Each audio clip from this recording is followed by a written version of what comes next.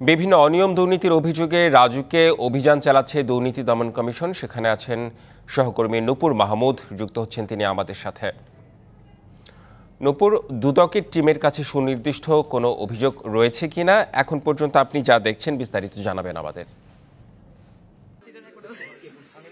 আপনি যেমনটি বলছেন, আজকে কিন্তু দুদকের একটি টিম এসেছে রাজুকে, আর রাজুকে পরিচালকের রুমেই কিন্তু সরাসরি এসেছেন তারা মূলত বলছেন যে বেশ কিছু অভিযোগ পেয়েছেন, আর এই অভিযোগগুলোর পরিপ্রেক্ষিতে কিন্তু আজকে পরিচালকের সাথে কথা বলছেন দুদকের টিম। আপনার মাধ্যমে আমরা ক্যামেরার সাহায্যে দেখাতে চাই আমাদের দর্শকদের যে এখানে যে সকল বিষয়গুলো সুনির্দিষ্ট করে পেয়েছেন সেগুলো কিন্তু পরিচালককে বারবার জিজ্ঞাসাবাদ করছেন যে তাদের কর্মকর্তাদের বিরুদ্ধে এই সকল অভিযোগ পেয়েছেন। যেমন আমরা প্রথমতই শুনেছি দুদকের তারা নর্মালি আমাদের সাথে কথা বলেছেন, তখন জানিয়েছেন যে প্রবাসীদের বরাদ্দকৃত পূর্বাচলে যে প্লট আছে সেই প্লটগুলো কিন্তু জালিয়াতির মাধ্যমে বিক্রি করেছেন রাজুকের বেশ কিছু কর্মচারীরা এগুলোতে সহযোগিতা করেছেন বলেও কিন্তু আজকের অভিযোগ এসেছে, এবং এগুলো সম্পূর্ণটাই জালিয়াতির মাধ্যমে হয়েছেন। এই বিষয়টি নাকি দুদক জানতে পেরেছেন, আর এই বিষয়টি নিয়েই কিন্তু আজকে পরিচালককে তারা জিজ্ঞাসাবাদ করছেন যে এই ধরনের কার্যকলাপে তাদের হচ্ছে যে কর্মচারীরাও জড়িত আছে, তাদের ফাইলপত্র আনতে বলেছেন এবং তারা কিন্তু তাদের ফাইলপত্রগুলো চেক করছেন।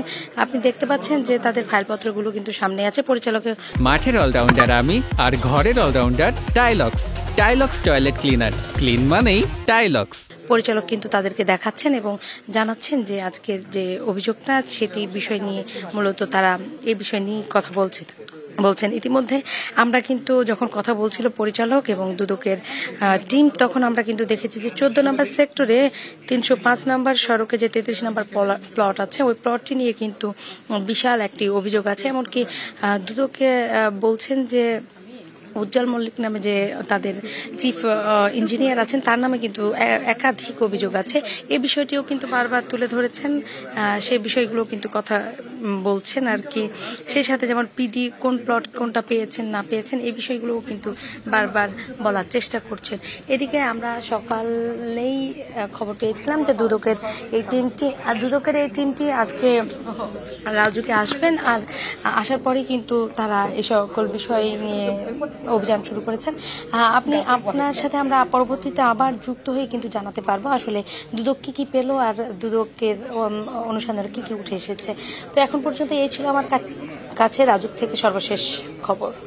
নিশ্চয়ই, অর্থাৎ এই মুহূর্তে জিজ্ঞাসাবাদ করা হচ্ছে এবং বিষয়গুলো খতিয়ে দেখা হচ্ছে। ধন্যবাদ নূপুর মাহমুদ আপনাকে।